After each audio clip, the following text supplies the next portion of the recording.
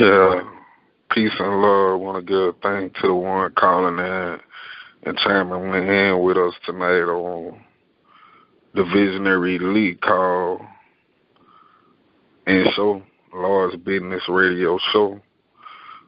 Here have what we call like an open platform. We definitely subscribe and strive to keep it all inclusive and what have you, meaning the platform open to all individuals that to call in or what have you. We get into the different topics in the night. Like, sorry for the also we had to push it back. Sorry for pushing so back, but tonight we got another heavy topic for y'all before we kind of digress into that. Like, seeing my family with Shorty Roy. You with our family? Yes, sir. Yes, sir. Shorty Roy in the building. How you feeling, my brother? Man, I'm feeling beautiful and blessed, bro. Beautiful and blessed, you know. Man, that's awesome, man. That's awesome, man. What about you, Sue Michelle? You with her?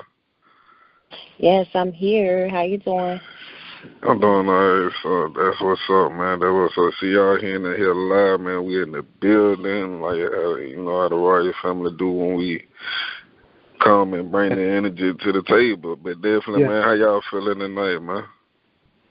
Oh man, it's an inspiring energy, man. Especially considering the topics. You know what I'm saying? It's a very inspiring energy. You know what I'm saying? And we hope that we all can drop some jewels and receive some jewels. You know what I'm saying? Tonight, in light of the subject matter. Indeed. I mean, see, it would definitely align for so Michelle, like. So, I mean, what you got going on, sis? You know what I'm saying? After you trail out with your thought, come on in and introduce the topic for ladies first. Okay, so we are discussing today a very important subject matter in regards to family, about the importance of the role of mothers to daughters and fathers to sons. We're living in the times where the fathers are not as much in our community in the homes as they need to be, and we need to discuss why they need to be, and maybe we can put it on some of them's head and they can stop making excuses and start making results. And mothers need to be at home as well and not turning up at the club every weekend, forgetting about their kids and their well-being. Well, that was heavy right there. What about what you feeling, bro, Shorty Roy? Man, I'm in total agreement, you know. I'm in total agreement, you feel me? And the same goes, you know, for the fathers to the sons, you know what I'm saying? Like, fathers are very instrumental to sons. It's like water for a seed planted in fertile soil, you know what I'm saying? It's like water and sunshine. That's what a father is to his son, you know what I mean? And we as men, we have to be able to raise our sons up in the right manner, the right way. You know, the Bible says if you raise a child in the right way, they'll never fall or go astray from the righteous path. You feel me? So that's what we need to do in 2019, you know. We need to raise our kids up in a right way, you know, the right manner, and instill some good morals, good values, good principles within them, and they won't steer from that path, and they'll be able to raise their children and their children, and so on, and we'll have generations of rightly raised kids, man, turning into adults and brightening our future. Indeed. I'm definitely in total agreement with both of you guys.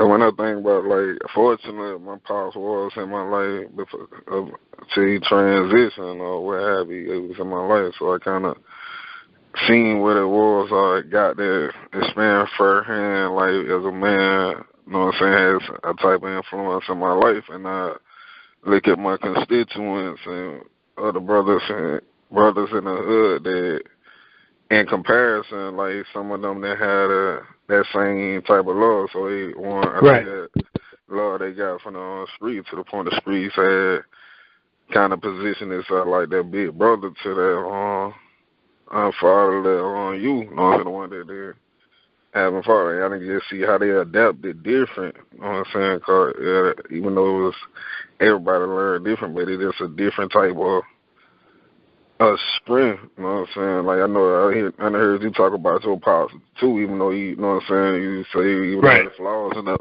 Oh, but I done heard you speak about your pops, and that you saying indication that he was in the picture to a certain degree.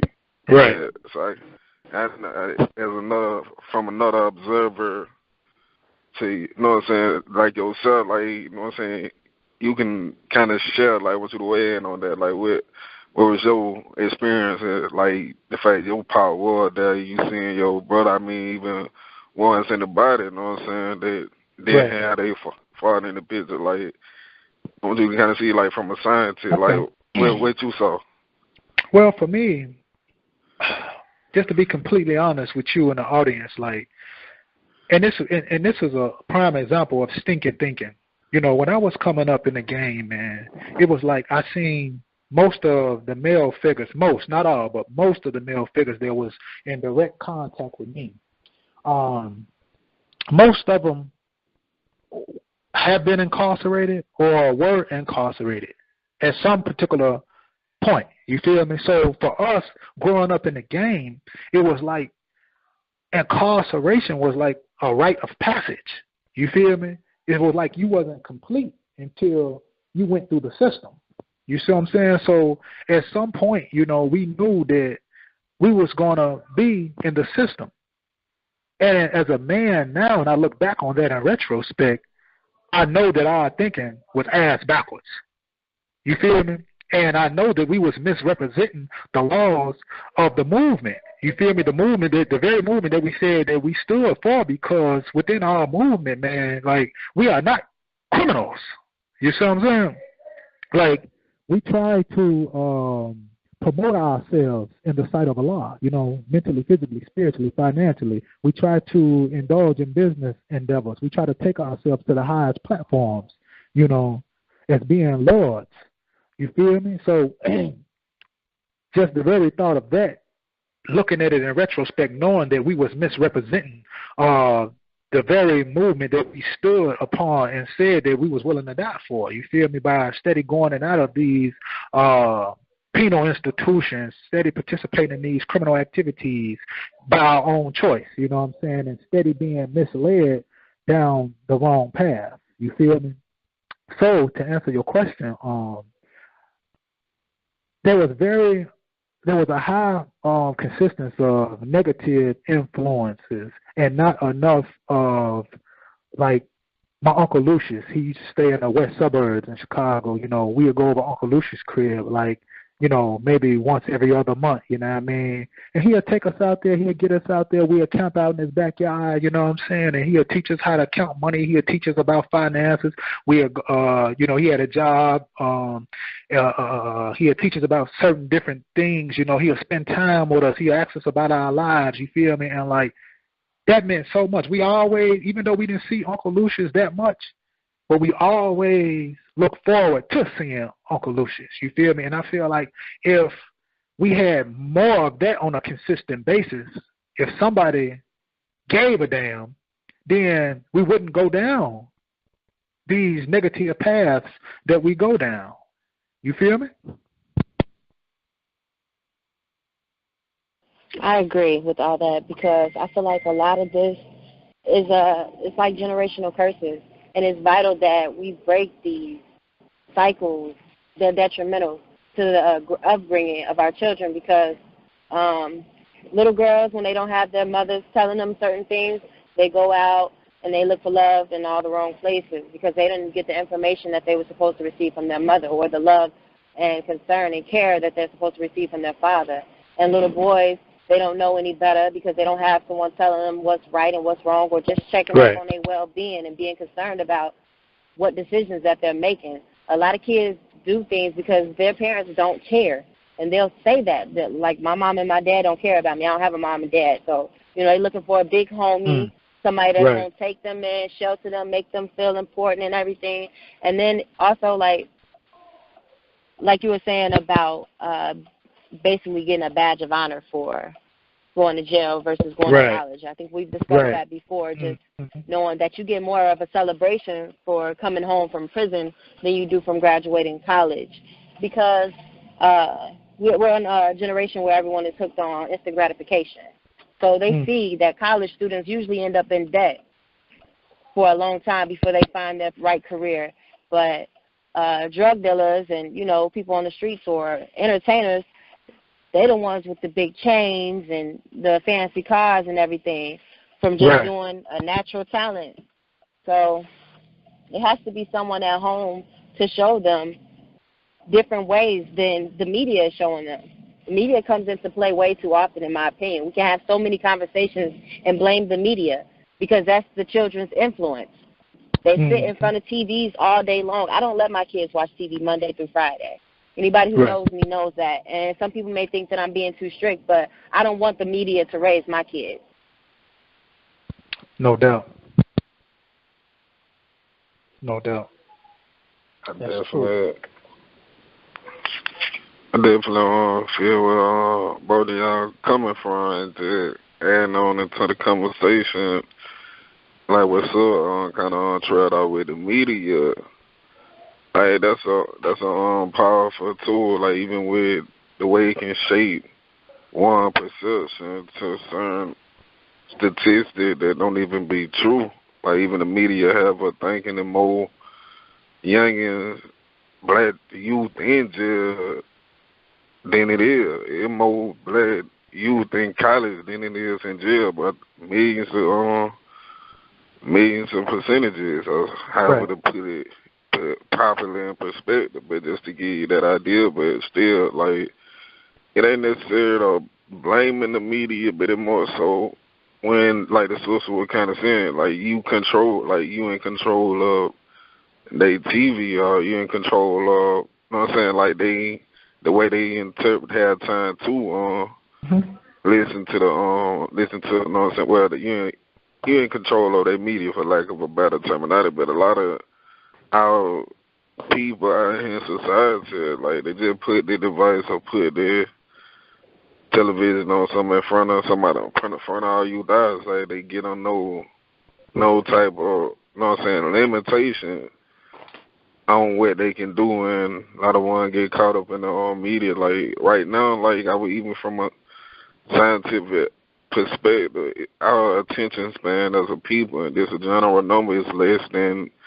0.8 seconds. So I think it's 8 seconds, which is our attention span. So immediately when we looking at something, we Abdullah Hadith. Yeah, peace and love, bro. Yeah, like immediately, like when we looking at something, peace and love. We looking at something, it kind of shorten our attention span. Like even when we looking at like something on social media, how quick we scroll when we be looking at something, and our mind completely change. Like we change these thoughts. Like we can just throw something in our mind space and we just kick, you know what I'm saying, just throw it around. But it's all this in with the topic though. Like let's see what I'm saying and kind of give overview. It was like when speaking about I'm speaking from a perspective as a man, you know what I'm saying? So I know so covering the base like from a women perspective, but like that data figure was kind of like, we used to, as a man, like we used to buckle when we got over our age, started smelling ourselves, like we started bucking up at my dude, like, but ain't no lie, family, like just even with Paul, like, I bought up at that dude one time, man. Like, shit, that was my last time bugging that. like it's a different type of, like, when came from a street where they call it, like, putting in shit. Like, when you get put in shit, like, ain't nobody checking nobody no more. Right. It ain't that type of, that puts you in perspective. Like, you know, you thought you bad, like, you kind of put you in line of towing that line. For real. And I know that, like, as far as coming up in my household, like with my granny, my grandmother didn't play. You feel me? Frankie Lee Hill, she did not play no game. But her husband, my grandpa Gilbert, like grandma, she'll tell us some stuff and we gonna do what she say, but it was a little bit more different because Grandpa, he didn't even have to talk to us. He would just look at you in a certain way, and you knew you better did exactly what Grandma said, or there's gonna be some trouble around. You feel me? So I said that to say this, that you know, it's different levels, and I think that we need to be, as a people, we need to be more proactive in our children's life, man, because our children are our future. You feel me? You have the 1, the 2, and the 3. You have knowledge, you have wisdom, you have understanding. You have the man, you have the woman, and you have the child. The man is the knowledge, the woman is the wisdom, and the child is the understanding. Now let's break these factors down. The 1, the 2, the 3, the knowledge, the wisdom, understanding, the man, the woman, and the child. Knowledge is the number 1 factor in the universe. Knowledge is such as the sun is to the solar system. Knowledge is to listen, to learn, and observe. And when a man does this, he's taking steps towards righteousness, because in mathematics, all things derive from knowledge, and all things return to knowledge. Now, wisdom is the black woman, the woman. She is secondary but necessary to bring about the understanding which she was created to do. Wisdom is to speak wisely from your mental attainment, so that we as a people, so that she as a people can wise the 85% of the population living out of the deaf, dumb, and blind state. So to speak wisdom is to speak life. And that's what the woman does. She births life, but she also breathes and speaks life, because she is the most instrumental teacher on this planet, the first teacher, and I think, in my opinion, the last teacher. Now, understanding is the manifestation of the third eye to the fullest. And our third eye is our mind's eye, the eye all seeing.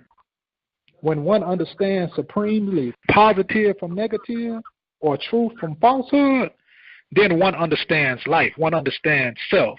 And understanding rises from the bottom to the top, just like our children do, from the bottom to the top. And that's why we raise our children at a very young age and start instilling these morals, principles, and concepts within our children at a very young age. You can't wait till they get 15, 16, 17 and try to lead them in the right way. You got to start instilling these things from an early age and raise them into the right way.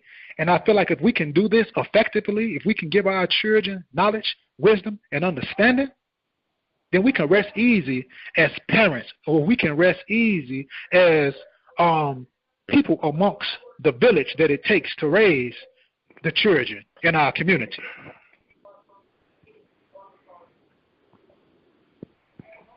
Okay, so I hate to be, play the devil's advocate all the time, but you always give me a debatable subject.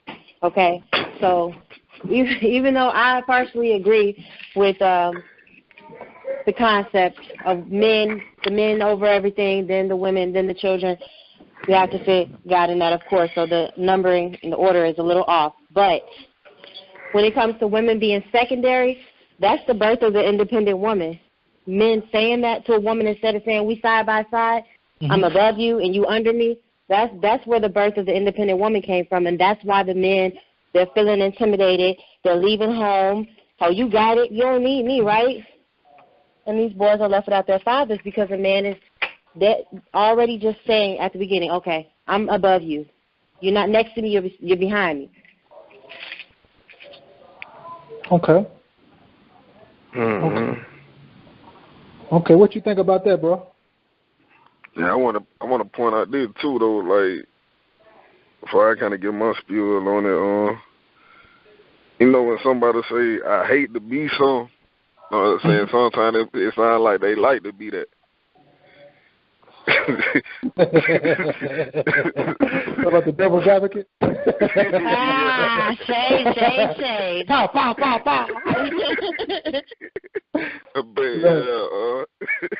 yeah, as far as, like, what I got to say, like, saying to that, like, I definitely agree with you too, sister. I mean, it definitely is an equal platform that we got to look at. Because even in ancient time, it was a matriarchal type of system. You know what I'm saying, with the queen mothers and a lot of that, so to speak. Well, I ain't gonna say it was just matriarchal, but it was more so in the family sense, like how we look at it from the beginning. Like when we even came here, we had that big mama. Like it was always that type of present. Like you defy big mama, just like you defy Pawpaw or whatever. Like that. It was like what they said was law really, and they just laid down. We ain't got those people no more. Cause like right now, you got youngin having babies, so it's like the grandma right now ain't really the elder grandma no more. She on like an Angela Bassett now.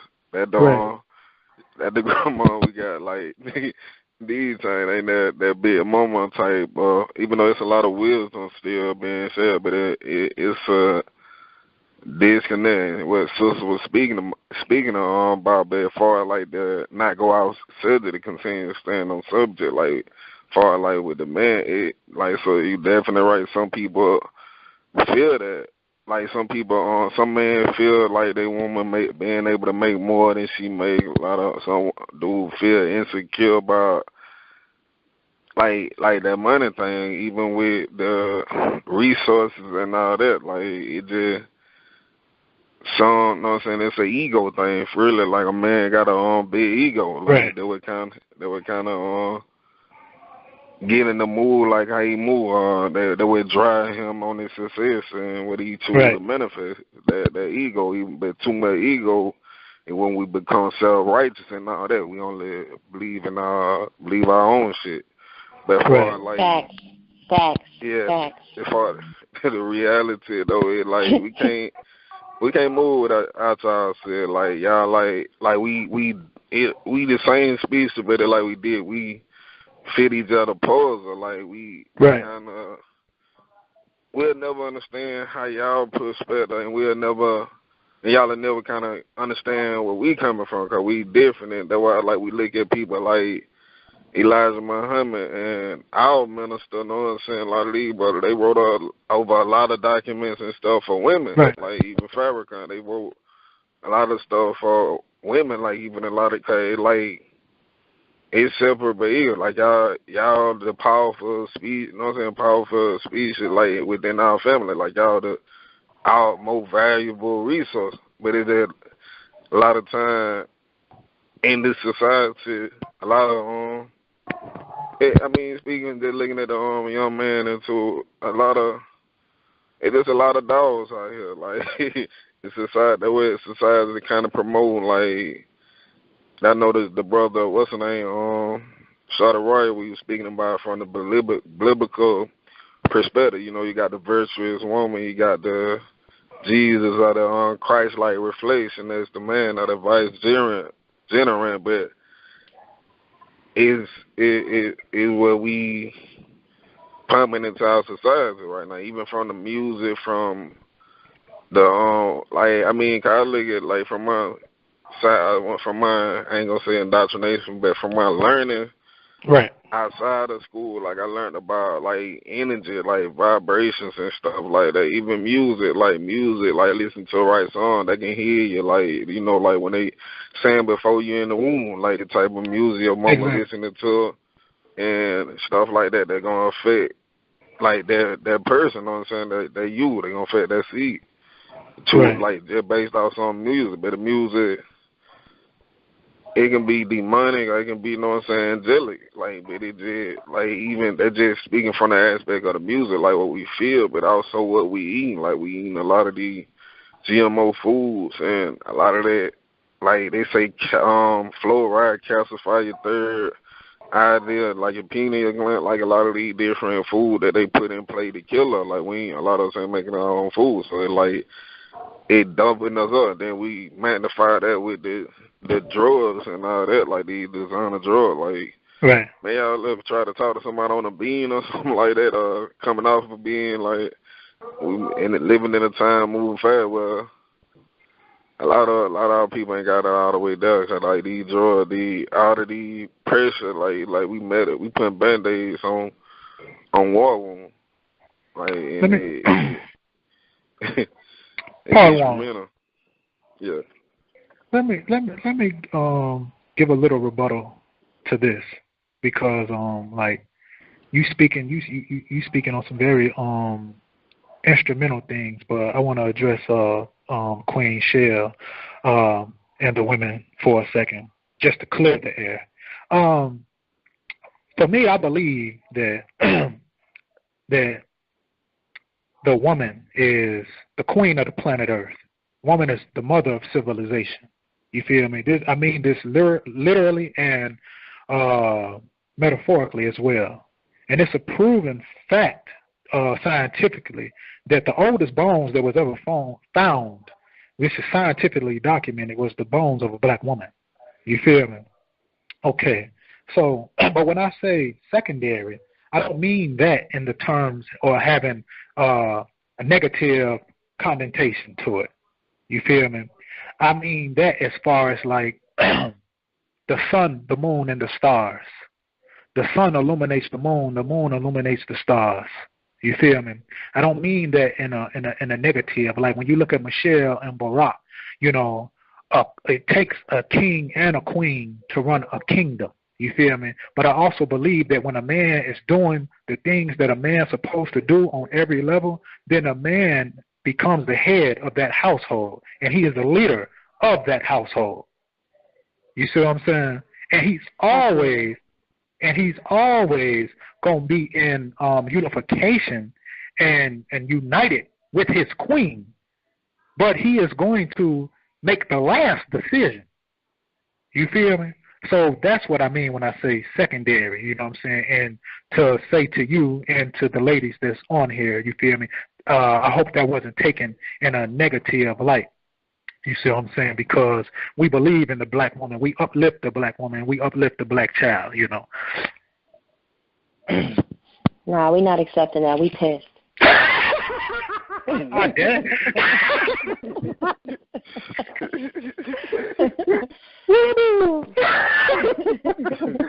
Well, brothers, I don't know what else to say. You see, that's the angry black woman. You see? Wow, that's how you gonna top it off? No, I'm just playing. I'm just playing. I'm just playing. But I agree with you. I don't have a problem letting a man be a man. I'm not the one to speak on that and say I don't need a man, because I completely disagree with all of that. And the Willie Lynch syndrome is running rampant right now. The effects of it, like, it's crazy to really think about what that letter said and how much it really is affecting us to this very day. Right. Mental slavery. It's not real slavery. Mental slavery is dominant, and it's sad because the generational cycle continues, and everybody suffers from it. From, you know, I wanted to go back to what Infinite was saying in regards to all of that self-care and upkeep of us as a whole. That's why it's important to have the two equally yoked parents in the child's life, because there'll be things that the woman may not know and vice versa that will come from the other person and build that child up. It's very important to have two different insights, equally yoked insights, but different perspectives and different experience and different life. Like, and so I wish my dad was in my life. I really do, because I feel like I'm hardened because I've always tried to prove that I didn't need my daddy, but I did. Right. Yes. I think that a man cannot teach a little girl how to be a woman. You know, just as a cat can't teach a dog how to be a cat. And a woman ultimately cannot teach a young man how to be a man. That's not to say that she can't raise him up as a good man and as a good person. But it takes a man to teach a young man how to be a real man. You can't get oranges off an apple tree. You feel me? So I'm in agreement with you. I believe that it takes two equally yoked parents or two equally yoked people, you feel me, whether it's the direct parents or whether it's positive influences within our communities, for us to raise our children up in the right ways, in the correct ways, so they can be the best people they can be and make the best decisions that they can make in their lives. Because the children is one of our greatest resources as well. You feel me? Mm-hmm. And like in our community nowadays, look at in the inner cities. Like, look at the vibe of the kids, man. The kids feel lost. They feel depressed. They feel misunderstood. They feel they unheard. You feel me? And we have to change this collectively. Luckily, we have people like us that give shed a little like insight on this. You got people like Craig Carey Lewis with the Yoga program, Youth Against Gang Activity, Sister Tiana with the Change for a Change, Brother LaKendrick, you know what I'm saying, Brother Freddie B, a lot of different brothers and sisters that's out here on the front line pushing for our communities and for our children in the positive light, you know what I'm saying? Doing these things, man, and implementing these programs and implementing life-inspiring and thought-provoking events for our kids. And I think if we can do more of that as a whole within our community, then eventually we'll get to where we're going, man. We've done our part. We'll be doing our part in this here thing called life. What you brothers and sisters think about that?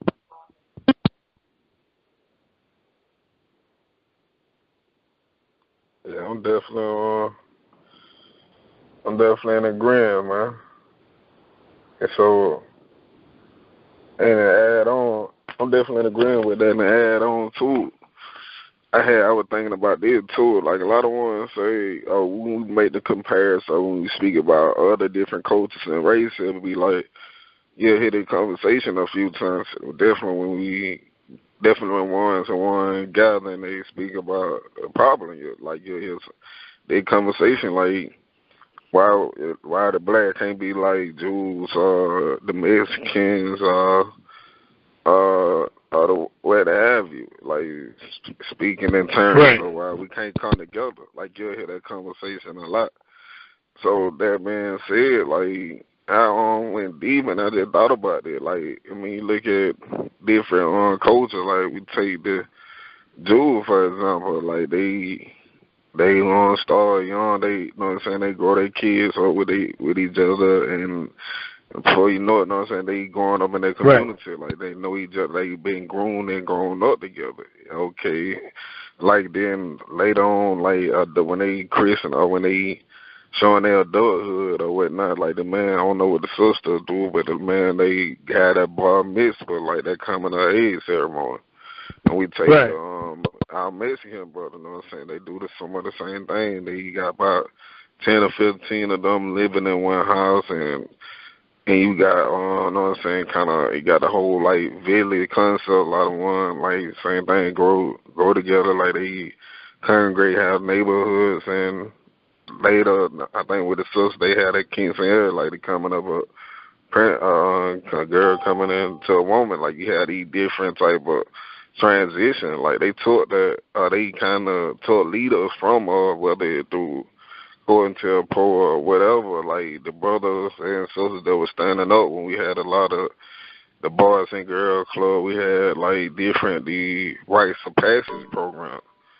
We had a lot of these different programs where it kind of steered our development. Like we had a lot of access and resources to get a mentor, like somebody that elevate. Like we ain't really shining the light. I'm pretty sure HBCU colleges still offering somewhat of those programs like summer camps and stuff like that. I went to a summer camp at my hometown, like NYSP, but like just to get that experience though, like from a college, you doing stuff like that. Like a lot of these different type of avenues ain't really vocalized to the point that they lose funding because people don't know about them, and they some situation happen, but we gotta, like, the whole program, like, when we start growing together, like, outside of just public school, like, even though we go to school together, like, we start creating avenue for one to learn and grow and develop together, like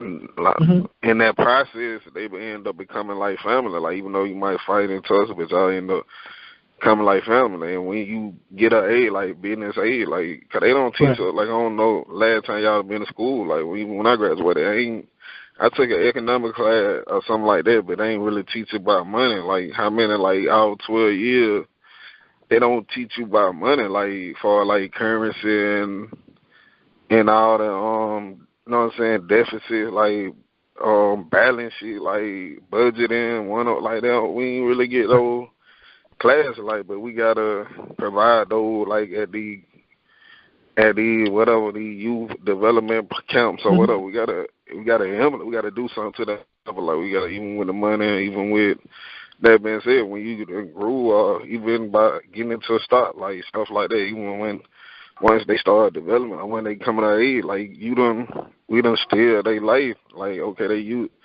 obviously when they do end up owning a bank, like, even doing, that's how you create banking institutions too. I want to ask you, my bad, pardon the go ahead. Yeah, I was finishing up my thought anyway. Yeah, I want to ask you, brothers and sisters, a question, because I'm sitting here, I'm looking at this flyer to this particular show, you feel me? And while you were speaking, the thought that comes to my mind, you see on this flyer, you see a father and his son, they in the mirror, shaving. He's showing his son how to shave. And you see a mother over here showing her daughter how to apply a little bit of blush to her, you know what I'm saying? And, you know, doing their little makeup thing. And it is these little things. It is these very little things that are so important in the child's life. You feel me? Like, I remember back in the day, you used to see the girls outside jump roping. You know what I'm saying? You see the mamas out there with the girls teaching them how to double dutch. You know what I'm saying? And playing kickball. You know, the fathers and the sons, you know, we'd get all the homies in the hood, and we'd go to the field and play football. You know what I'm saying? Or go to the court and play basketball.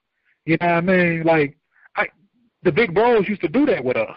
You know what I'm saying? Lord and them would come and get all of us, man, and we'd go to the field and play some football. You know what I'm saying? And go to the court and play basketball and stuff. You feel me? And, like, we really loved that. You know what I'm saying? We really enjoyed that. And sometimes it be the simple things that affects a child in ways that you won't even be able to believe, man. You know, teaching them how to tie a tie, teaching them how to have manners, you know what I'm saying, how to address women, you know what I mean? And also, you know, everything that the woman teaches the daughter, you feel me? It's these little things that mean so much. You guys agree? True. Pardon self. This is how I see. Peace and love to everybody. Yeah, peace and love, bro. I will say, in regards to that, as far as in the subject in which you just led off with, it definitely is important.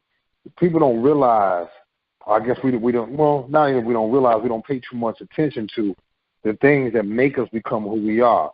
And even in adult life, most of the things that you go through, your thought process, whether positive or negative, stem from some childhood event or something happened during your childhood. So being there for a child and showing them at an early age is critical. Going back when you're talking about the flyer and talking about the shape, and you brought up something I wanted to say as well. I know right now I can probably, it's a shame that it's this way, but I probably can count on one or two hands how many of my guys that I grew up with, not all of my buddies, but a lot of my guys I grew up with that actually know how to tie, things like that. They know how to make money, do different things, but there's different things that you get taught at a certain age that you pass those things on. Another thing that misses with us as a culture, as a people, we don't necessarily have a rites of passage where other cultures do. Well, unfortunately, we look at either your first time getting arrested or your first time getting booked as a rite of passage, as opposed to being taught something different, being shown something different. Not that it's too late to do that, but right now, like I said, in regards to the subject, each sex needs each other to show them those examples, and each one individually, a woman can know what she may want in a man, and teach her daughter, this is what I believe a man is, or this is what shows a man, right. Vice versa. But it has to be something that makes sense in a sense. You can't have daddy tell you, all women are bad and they all this and that, and I see you doing women wrong, or however it's given a contradicting thing, and children have a mind of their own, so we also have to be careful in the examples that we set as well. Right. That's right. And that's why the man has to be present so that he can set the example and not need the woman to create an example. I'm with you definitely on that. Say that one more time. Peace and blessings to the body. Peace and blessings. How everybody doing? Brother Abdullah Hanif, man. I like to say Assalamu alaikum and Harambe to the people, man. Harambe is Swahili for let's pull together. We gotta pull together, man, in order to make things happen, As I was speaking, I was taking in, listening to everything, Brother Infinite, he doing some work for me. I got a module that I'm putting together called Black Economics 101. It's called Buy Black, Build Black, It's time to rebuild Black Wall Street. It's time to install our true identity back to self and our kids, Each one teach one, make it grow. To do necessary steps that need to be addressed out here. As you know, we as a people has always been at war, still at war, so it's time for us to unify, love, and patronize each other. You know what I'm saying? The reason why I stress buying black and building black is because truly indeed, look at all the things that was invented by who? Blacks. We the biggest consumer. $1.25 trillion we spend as consumers, but what are we getting? Still getting disrespected. How you going to spend money with people that's going to constantly disrespect you, but won't spend money with your people that had this before? The banks, the hospitals, the cars, the businesses, you know what I'm saying, that Black Wall Street had. We need to bring that back and teach our youth the importance of black-owned. Building your community inside your environment and bringing the people to a multitude where they can just stand together and be like, this is what it's all about. Because go ahead. What do you think the importance of a father is to a son? Well, the importance of fatherhood to a son is being able to stand firm and teach, you know what I'm saying? Being inside the life. Just like it was just mentioned a while ago about the father being there, Right. It ain't about the financial gain, it's about what you can do for your child. Read a book to him. Take him to the park. Show him how to work on the car. You know what I'm saying? Mm-hmm. Different things of that nature there. You got to install the ethics inside our child. Just like with the female. She teach her daughter how to be a lady. Right. You know what I'm saying? How to respect herself. How to respect others. Mm-hmm. You got to get into that. Yeah, go ahead. Pardon, South Six. I think one major thing, dealing with everything that has been mentioned right now, which is most important for us as a people, especially in raising our children and dealing with us as adults, that we as a people tend to not deal with. Two things: emotional well-being and mental health. That's two things that we have always shied away from. And the reason I'm even bringing it up now, because when we're talking about raising our next generation of young black boys and young black girls, it's also important to make sure that emotionally they're okay. Because if you think about this, name me, y'all might be hard-pressed thinking about this. Name one black person that would not be a victim, or not necessarily a victim, but be affected by what they now label as post-traumatic stress disorder. Because the last time I checked, that's daily life for us. Well, now the rest of the world is talking about this here, but we need to learn how to teach. For instance, you need to teach, like my sons, I teach them. I'm not going to tell you say sissy and punk and all that, but I'm going to tell you, you have to stand firm as a man, but also at the same time, you have emotions and you have to learn how to deal with them, because if not, you're going to find a way to mask those emotions and do something or act out another way that is a cause of you not dealing with that. Same thing with women. We choose to trudge through life and not deal with things. We got to keep going, because then, unfortunately, in America, that's what we got to do. We got to keep going, but we have to learn, especially to teach them, and when doing that, teach ourselves, because a lot of us, myself included, I might be the first one to raise my hand, have a lot of issues or things that have happened in the past, or, whether through youth or, in your adulthood, that you choose either not to deal with it, or I'm just going to keep going, I don't care what happens, you have to be able to learn the things and teach others as well, because you have to, if you're not dealing with something in the most rational manner that you can, you're going to act on it emotionally. If you're acting emotionally with suppressed emotions, now it's going to be a whole different outcome to anything that you're going to deal with going forward. But you know what, Brother Hassi? As important as that is to teach the children, the keep the emotions intact and all of that, it's hard when you really think about it for these emotionally unstable people to teach that to children. They haven't dealt with the pains that they've grown up with from being motherless or fatherless or abandoned. Most definitely. That's what I'm saying. It's a teaching moment for both to deal with that.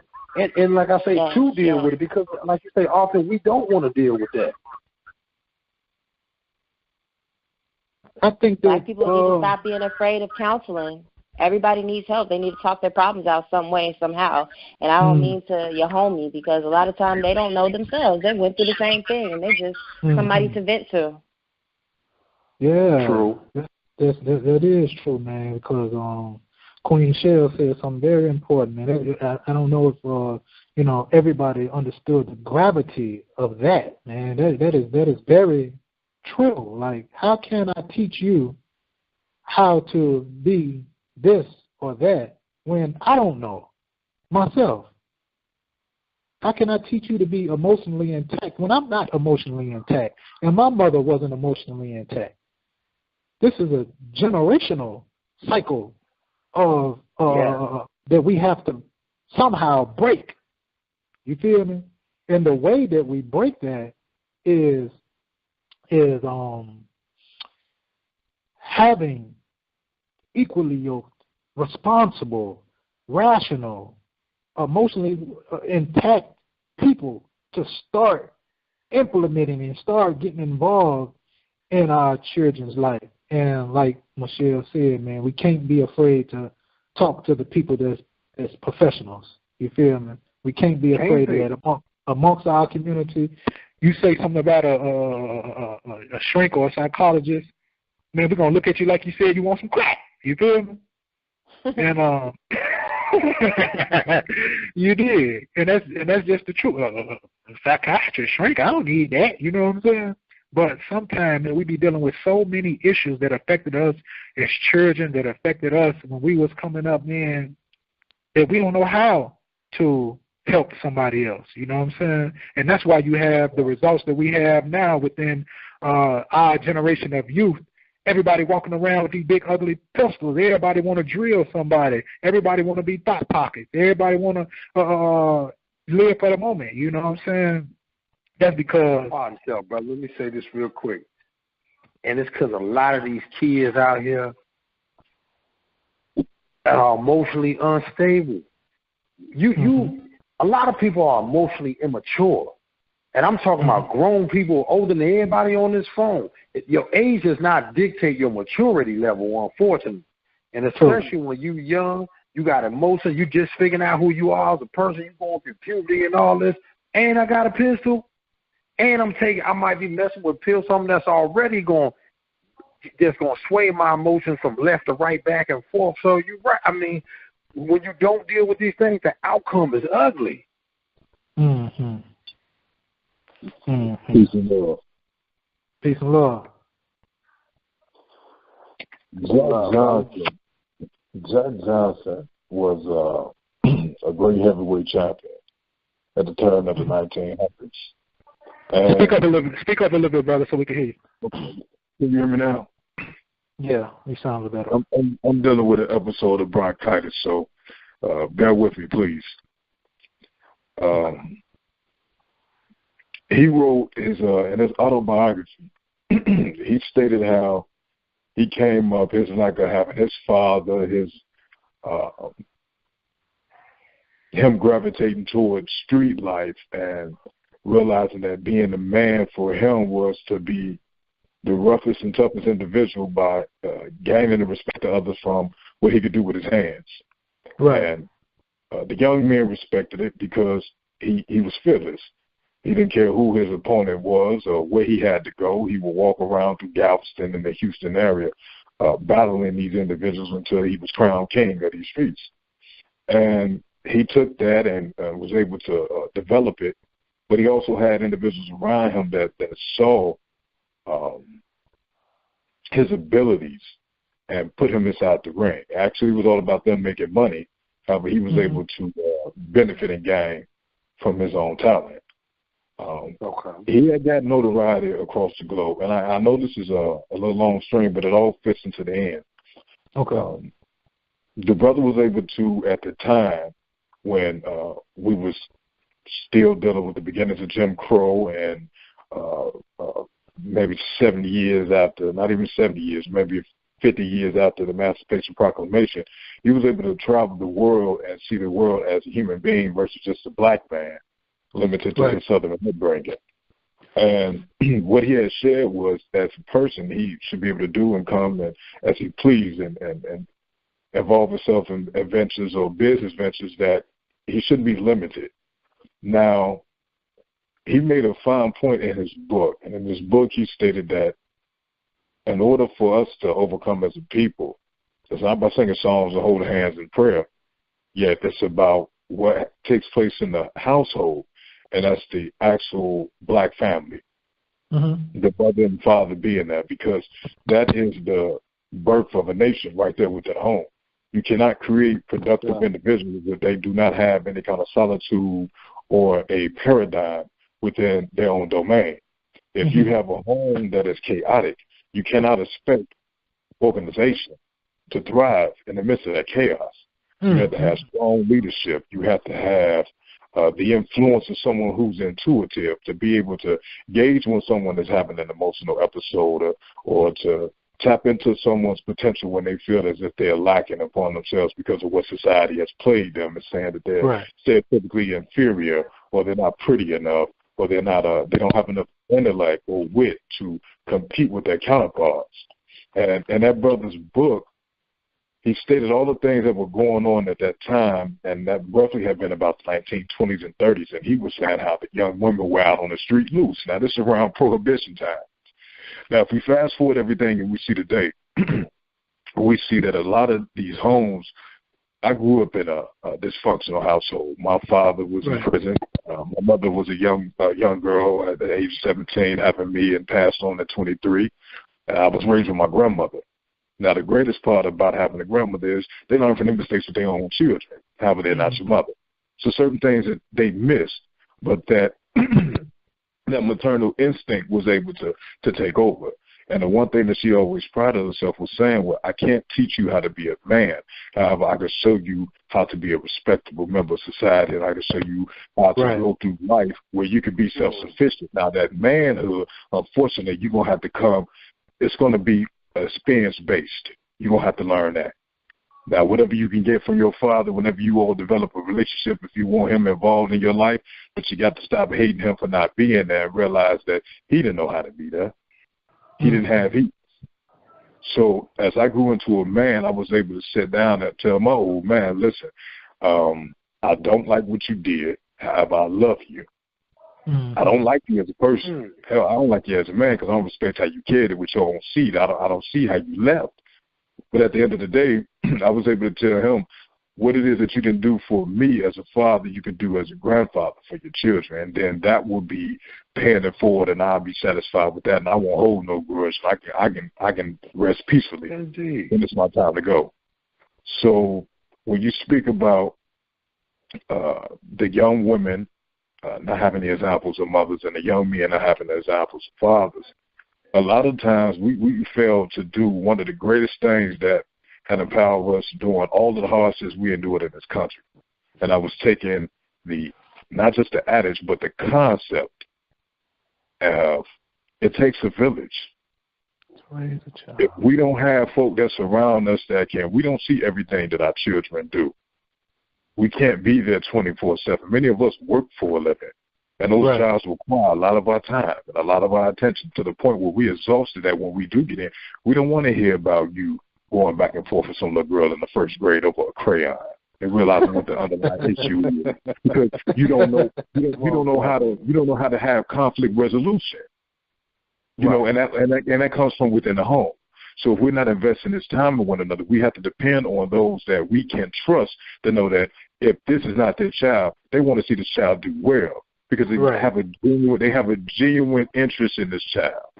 So for me, all I can say is we have to learn that when it comes to things bigger than us, if your child has a problem or someone close to your child has a problem, there's nothing wrong with getting professional help.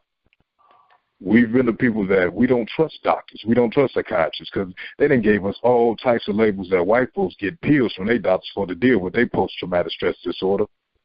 As that brother say, being black in America every day is PTSD. Right.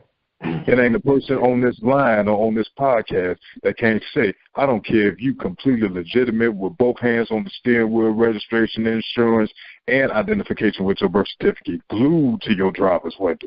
When you see them cherries go off, damn. Yeah. You know, that's a stressful situation. And then we're dealing with a generation that a lot of people don't realize.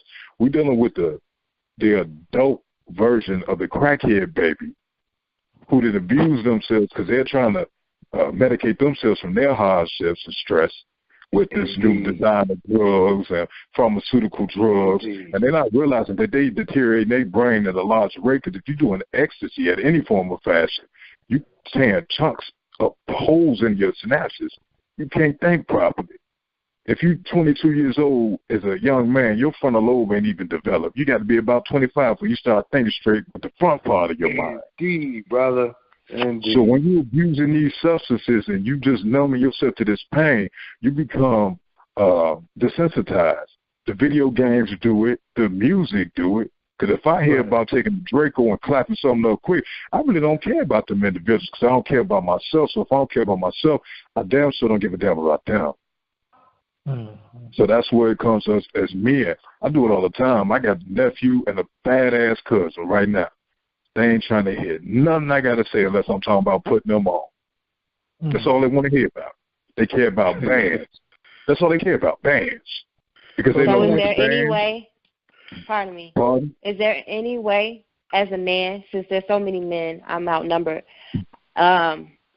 is there any way as a man that y'all can make a different lifestyle more appealing? Absolutely. Oh, see, I have a thing where I say, you hear the old adage, people say, you can lead a horse to water, but you can't make him drink. Everybody's heard that. Everyone's heard that, correct? Correct. You drag that stubborn horse through the desert for a whole entire day and put muddy water in front of him at the end of that day, I guarantee he going to drink it. You got to put them in a situation where they realize what they already working with. I got a nephew so talented right now as far as the rap side. been trying to push him into music for the longest. He want to hug the block. He want to bounce from out south to out west. He want to be known in these streets. You're going to be known in these streets on the news with the RP of you and these T-shirts that these guys going to spend $50 wearing, but they won't put $10 on your books if you get into a jam. Or $5 on your lawyer for you to make a phone call. So I understand that as I was that young man that was hard-headed and didn't have that influence. Now, because of situations that happened to me, it took me out of their lives where I wasn't able to be there with them on a daily basis, or just to the point where they could call and say, look, my mama tripping, I'm going through something, I can't deal with her, man. She's taking out what happened between her and my old man on me because I probably look like him, and I don't know how to deal. Just had a situation like that happen 6 months ago with my youngest nephew. But at the end of the day, my oldest nephew, he's got sense. However, he's 20. He's got to walk in his own light right now. And the only thing that I can do is, when I know that I have his ear, slide on him. Because he listens when he wants to listen. With that hard head, that ass ain't getting soft no more. It's getting tough at. So let me ask you this. Yes, sir. Let me ask you this. In a nutshell, to you, what is the importance of mothers to daughters and fathers to sons?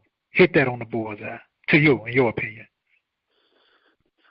All due respect, I'm not going to state my opinion. I'm going to state inevitable universal truths that can't be denied. Let's hear it. A woman is wisdom. Point blank period. If a woman does not know who she is as a woman, if she doesn't vibrate with the energies and the ethers of this universe, she's wrong.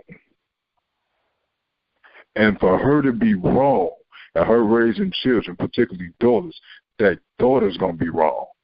Mm-hmm. And the only way for her to be right is to be genuine with her love and not thinking that she know everything. Where she could seek counsel, where she could pick up a book, where she can do more observation than she can do speaking, where she's not quick to anger, but she's more so of a person who's, again, compassionate. That's okay, important. what about the men? What about the men? The men? I apologize if I think I'm coming from an angle where I'm just shifting the weight, particularly on these sisters. I apologize, because for the first 9 years of your life, the woman, the mother, are the first teachers. They are the first person that you learn from. The girl children, the boy children, they emulate what they see their mothers doing because you all are nurturing them. By 5, their personalities are developed. The only thing that you're doing is steering them in a direction where they don't take their natural attributes and just be destructive and chaotic. I got a baby right now that's ADHD, bipolar disorder, manic depressive, high anxiety, whatever they want to call it, textbook. She's got it. You know what a mother does? She lets her do things that's high energetic to burn her little self out so she can rest peacefully, get up in the morning, not be cranky, be the straight A student, come home and be the blessed daughter that I love so much. That's what mama's job. I don't know if you mean to do it, but you are making the male role less relevant with your No, that's not true, sister. I was speaking about something that was greatly important. Now, this is the second part. I said the first 9 years of instruction comes from the mother. They are the first teachers. From that 9 to 18, that's the brother's jobs, because it's our job to show these kids, the sons and the daughters, how to carry yourself through this world. This world is corrupt and evil. It's not about you. It's going to chew you. What they say, you can go ahead around here and thinking that the world sets on you, the sun sets on you. It don't, because when you pass, it's going to still spin. And it's going to spin for generations more until your name and your legacy and your history is wiped off the face of the earth. The men has we have the most complicated role of it all. And the reason I say that is, if we're not in tune with the women that are in our lives, and we're not aware of what's going on with these children, and we're just thinking that we just provide when it comes to finances or court order finances, which is what, 25-30% of what you bring in to do for this child, we've damned those children. The father's role is to let this young man know, particularly, your job is to protect. Your job is to provide. Now, you can take that how you want to take it. At the end of the day, you have to be held accountable for what you do and what you say. If I'm wrong right now to my son, I don't sit up here and say, I'm grown and you do as I say and not as I do. No, I'm showing you the example. If I get myself up and wash my plate out, I do my own laundry and I fold it up, and then when the load is done and yours is going in next, I start you out and let you know, then by all means, I'm leading by example. I'm not telling you anything that I would not do for myself, because what I tell my sons, even my nephews, part of being a man is doing the things that you don't want to do, but you do them because they got to be done, and ain't no questions asked. Get it done. They got to be done. So when it comes to these young sisters, when it comes to these daughters of ours, we were speaking the last time that I called in. The brother was mentioning about what he told his daughter. I love you more than anything in this world, probably more than your mother. Your mother probably the only person who loves you more than I do. And I'm going to lie to you. I'm going to lie to you to protect you, but I'm not going to lie to you just to mislead you. When that time comes, then we can express it. At 5 years old, you don't understand nothing about Santa Claus not being real. But I'm not going to feed my children, particularly my daughters, no fantasy, because then when she comes to 17, 18 years old, some 29-year-old R. Kelly cat thinking he got him a young tender and paying her attention or letting her feel as if she's the most gorgeous thing in the world, you ain't got to do that. I do that. I let you know that you're beautiful. I let you know you're beautiful not because of your phenotypical aspects. I let you know you're beautiful because you have a beautiful mind. I let you know you're beautiful because you can observe and pick up things. Hell, at 4 and 5 years old, you're reading better than I am. Hell, what's that word? How you pronounce that? The old man can't pronounce it. Don't laugh. When you establish those communications and relationships with these children, they come and they tell you everything. See, with me and my kids, I'm not your friend. Right. I'm not your peer. I'm not your crony. I'm not none of that. I'm your elder. I'm your parent. Now, you could come to me and tell me anything. Tell me the truth. Don't bullshit me. Don't lie to me. Because if you in a jam, the people probably done did you wrong anyway, and you done reacted to the situation. Now they looking at your reaction. So let's deal with that here. When you lie to me about it, that's cool. We're going to make sure everything polished and gritty, just like it's out there on the street. When you're done doing all you done did, you done stole everything under the sun from in this man's stash spot. He can't prove it, but he know you did it because you ain't right and you right and you know for doing it. But guess what? You ain't got no proof. Ain't nobody come for it. Cool. When y'all squabble and do what you got to do, when you get away from it and it's some overly private and confidence, you beat the hell out that brother for putting all y'all their risk in their jeopardy. Same way with them kids. Okay. You sit up there and do something, you done lied to me, I'm beating the hell out of you. Fuck a DCFS, call the Advocates Agency for Children. I don't care, because they made parents soft on these kids. Spare the rile, spoil a child. I'm not saying beat them into submission into some sadistic, twisted thing like this man did with his girlfriend's daughter. They killed this baby. No, we're not talking about that. We talking about I love you enough that if I'm going to be the bad guy, I'm teaching you this world. The world will chew you up and spit you out. I beat your ass and I love you. The world going to kill you. Okay. Pardon about it. Infinite is getting about that time? Yeah, getting about that time, bro. You know what I'm saying? I guess we can come around for closing remarks. Okay. Let's go around the table with everybody. If you haven't said it yet, or if you want to reiterate it, we're going to go around the table and ask everybody, their closing remarks, and to them, what is the importance of mothers to daughters or fathers to sons?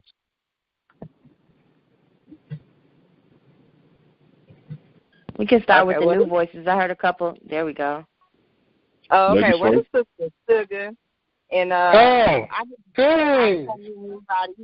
Palms up. But however, I wanted to enrich.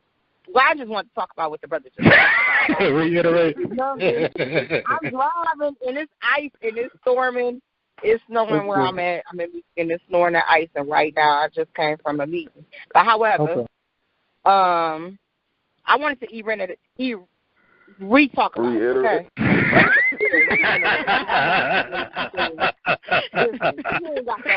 Y'all know what the hell I'm trying to say. Come on, take your time, second. Come on with it. Reiterate. I wanted to reiterate what bro was talking about because I was actually one of them young girls. I actually left home 2 weeks before I turned 16, and the guy I left with was actually 29. But I mean, it was a lot of different reasons why I left. I was somebody that mother that was on drugs. You know, my grandmother raised me. She ended up leaving, moving with my auntie, so I had nobody there for me. You know, all my stuff would get stolen all the time. I went from walking to school, driving to school, thinking that was the best thing. So therefore, not just what are mothers to daughter, what are women to young women as a whole. You know, I try to be an example to young women as a whole. Not my daughter. I have a daughter that's 17, got a 4.1 GPA, get ready to graduate and go to Stanford if she wants to. But she wants to John Hopkins to go be a pediatrician. However, I try to make sure that I'm an example not just for her, but for my nieces that's around me, any other little girl that come in contact with me. I want them to know that they had options. I had a 3.8 GPA when I left school, okay? Right. I was a high school freaking dropout, okay? With a 3.8 GPA, I was on the cheerleading team, played basketball. I was student council, like everything. But I left school because of the circumstances of home. But I want children to know that they have choices. They have options. They don't have to take the same road that I take it. And, you know, a lot of people hate because I'm so hands-on with the people. And she's trying to show what she's doing. No, I'm trying to be an example. And not only that, I'm trying to teach other women that's my age how to be an example to other women. I'm far from perfect. Right. But what I ain't going to show them is how to be with an older man. I ain't going to show them my gold digging days was over with him, okay? He's my kid's dad. He's 54 right now, and I'm about to be 41. So that tell you right there. You know what I'm saying? Right. So we have to be examples, not just to mother to daughter, not just father to son, but man to young man. Woman to young woman. These kids are growing up quick because our phones and media, social media is raising them. We have to take back our power, whether it be with our belt, our voice, however. But we do have to take our power back, and we have to let them know we is somebody that they could talk to. We're not always just going to be like, no. Hey, look, you got options. You're going to do what you want to do regardless. If you go left, this was going to happen. If you go right, this was going to happen. Right. But you take no choice. Now, you go there, you on your own when you get there. If you go the wrong way. Now, you go the right way, I got you all the way. Right. But ain't no way my kid going to go to jail for robbing somebody and robbing an old woman, and I'm just, we got to rally up and send them some money. Nick, you got your ass in there, you better go ahead and sit down. And that's real, because I do not condone none of that. Okay. Oh, that's all I wanted to say. I didn't hear a whole bunch of other stuff, but I just want to reiterate, now I got it, what the brother said. Okay. It's good, man. It's good to hear from you. We're glad you came on in, sis. Go ahead, continue around the table. Brother Hashi. Okay, I said my closing remarks on that, the importance of it overall, it's the blueprint. The father is the blueprint to that child's life, to his son's life, and the mother is the blueprint to her daughter's life. So you have to make sure the architect or the designer of those blueprints, make sure you're right in giving those blueprints out. But the importance is beyond important. You know, like I said, those are the first lessons. Again, like the brother said, I like how breaking it down, even numerically breaking that down. You know, each parent plays such a critical part during the growth of a child during a certain time period. You know, you have to really be aware of that, you know, and overall be there. But, yeah, the importance of it, just, you know, not take up too much time. The end of it all, it's beyond important. Like I say, it's needed. It's the blueprint to that child's success. It's the blueprint to that child's future, that parent being there, you know, that same-sex parent, you know, that father being there for the son and son being there for the daughter. And for both parents being there for each child, but most importantly there to lay out that blueprint. Okay. Abdullah? Yeah, I think Brother Lyons dropped. Okay. Brother Carl. Yeah. So. Sister, I appreciate that being open and honest about that situation. I just hope it wasn't Robert Kelly. You know,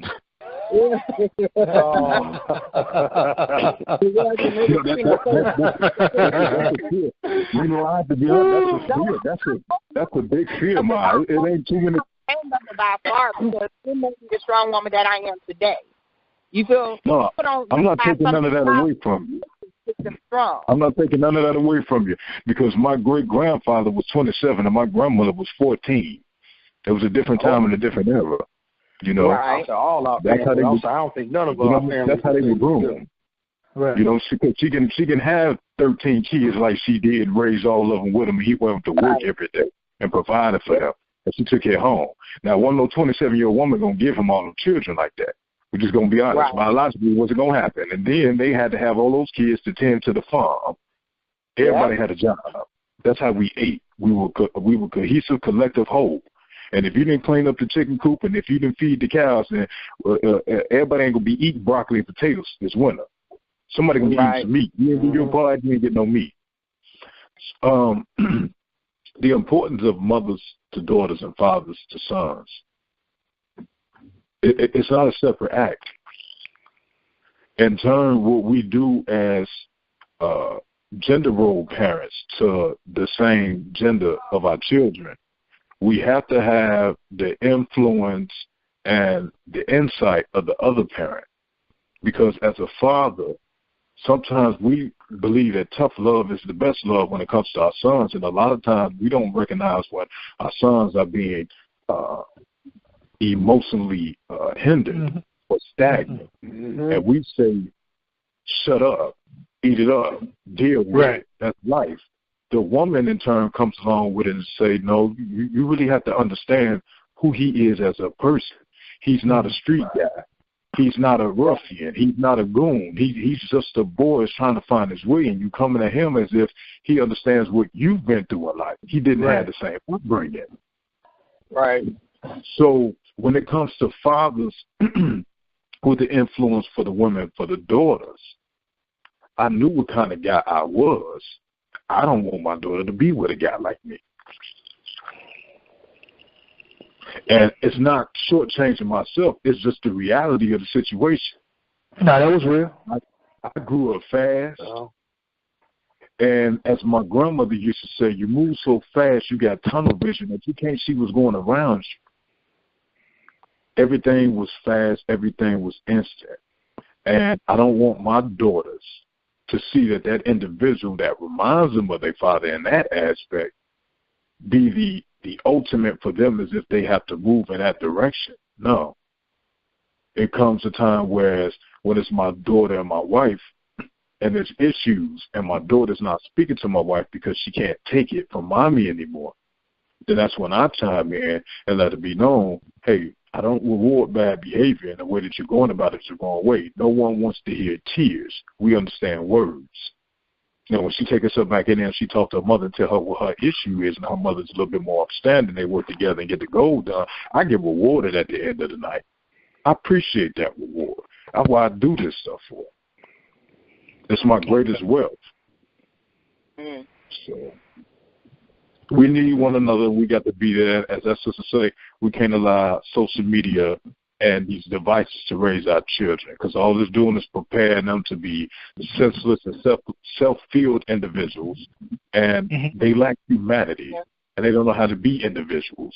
They are carbon copies of some model that powers that be decided that this is who we ought to be to continue to make their corporations profitable off our labor, off our names, our images, our likeness, and whatever you can say that we don't copyright and trademark ourselves. Okay. Okay, well said. Well said. Next. Brother, I see. No, I gave mine, brother. I'll go. Okay. The importance of mothers to daughters, the importance of fathers to sons. I feel as though that these things is an interconnected balance. And this interconnected balance brings harmony within our households and within our communities. I feel as though we have to be leaders in our children's lives, and we have to lead by example. A leader leads by example and not suggestion. As far as men in relation to young men, we have to teach our young men how to be providers, protectors, and maintainers of our women. I think that's a very, very instrumental lesson to be impressed upon a young man's mind, but also to be a maintainer and a provider and protector of self, so he can be a teacher and a leader. You see what I'm saying? I feel as that for a woman, a mother is like water to the rose, and the daughter being the rose. She is a watershed. And the man is like sunlight to the planets, to the sun, and suns. You know, we have the sun, the moon, and the stars. That is the man, the woman, and the child. That is the knowledge, the wisdom, and the understanding. We have to be active, proactive, involved, and instrumental in our children's lives, whether it be the young lady, or whether it be the young man, whether it be our sons, whether it be our daughters. And we have to properly prepare ourselves. If we didn't get it right in the early parts of our lives, if we was hell raisers, we have to raise our level of maturity. You feel me? We have to raise our level of maturity and our level of awareness, if not for ourselves, but especially for our children, so we can impact their lives and they could impact the world. That's my take on it. Sister Michelle.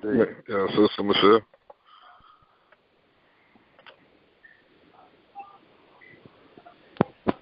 Okay, here I am. Sorry. I had some technical difficulties. Okay, so, when we find ourselves in positions to mold a life, whether intentional or accidental, it needs to be taken seriously. The man and the woman need to cultivate a person to be filled with dignity and morality and all the important things that make a person an outstanding citizen, one that changes other people's lives and helps them lead and in the right ways and not the ways that's non-productive. Right. Mothers need to show their daughters there's nothing wrong with being domesticated or letting a man lead while maintaining her own importance. Men need to stop leaving and start leading. A man needs to give his family all levels of security, and cycles need to be broken in order to break these generational curses. And it has to come with love and not with obligation. Peace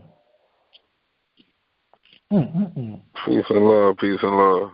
Like, for me, my closing take on it, and definitely I don't want to reiterate so much of what everyone's saying. I just want to go like a different way in speaking about something kind of close to my heart as it relates to the topic. Like, I was hearing one of the brothers speak about it earlier on these lines, saying that a lot of these youth, youngin, like, they only want to hear about getting the bag and getting put on.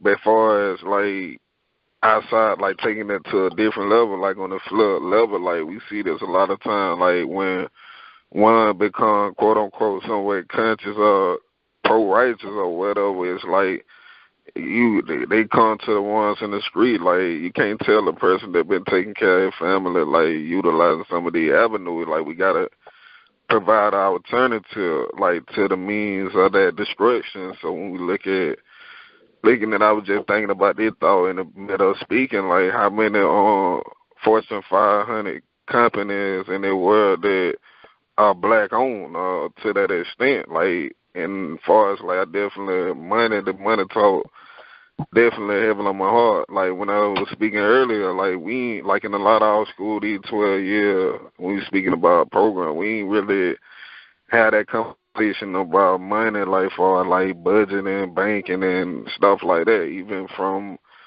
it good, like, understanding the father to the son and the mother to the daughter, and also the man to younger man, and women to younger daughters and sisters, so have you. But it's like we at a disadvantage because the information that we've been allowed to attain, like, through social media, like the way we can get access to stuff, and like we plan, it's so much information out there. Like, even when we speaking about businesses, like when we speaking about the money situation, like a lot of brothers run away from home, like the sister was saying, like from a different perspective. Like when he feel like the woman outdoing him or doing more than him, like he can't take care of her. Like I feel like we control the economic vehicle that fully enrich our purposes and teach our people a better way of understanding money, because we create our own bank so we can find our own resource. Then we'll be in a different level to be able to deal with the PTSD that we suffer with in our community, like from post-traumatic slave syndrome, what I call it. Like, 'cause even back when our ancestors was on the plantation, like them type of hurt, that type of pain, that can be passed on in our DNA, like through genetic and biology and stuff like that. They go that's a trait that can be picked up, like that docile type of conditioning that happened on our people. So it's like we definitely got to pick ourselves up. And the brother was speaking about psychology and stuff like that. And this day and time, like, we living off the Sigmund Freud, like this modern psychology. I mean, it served a purpose, but Sigmund Freud, like the author, sitting on the chair and speaking about your problems and stuff like that. But it different scope for different folk. Like we got to create our own way to deal with our problems. Cause like, okay, after these 400 years, it was like, okay, y'all free, y'all just pick up from it. With no program to kind of condition or to be back to operating as a free person would. So that being said, I'm in addition and adjunction with everybody saying, and I am definitely 100% agreement. I just want to add on, like, definitely bringing back boys and girls type of mentoring programs and different rites of passage programs that are helping cultivate our youth. Like, it's one thing, like, we all playing our part as an individual, but I know we tired of being on these islands. Like, we can bring the island together like a archipelago, however to say that word. But shit, but peace and love, that my take. And like we always do it every show. Brother Shorty Roy, come on. Know what I'm saying? Take us out. Yes. I would like to do a little something different. Like at the beginning of the show, you say we all inclusive. So, I know everybody that's on the show is not Islamic, and I usually close the show with a Fatiha from Islam. So I would like to lead us all in just a short prayer in English, and then I'll close it out with a Fatiha. Unless Sister Tiana want to lead us with Sister Sugar want to lead us with a short prayer. You still there, sir? Okay. Well, I oh, there she go. Yes. Come on. Where you at? Give us a short prayer. Okay. Well,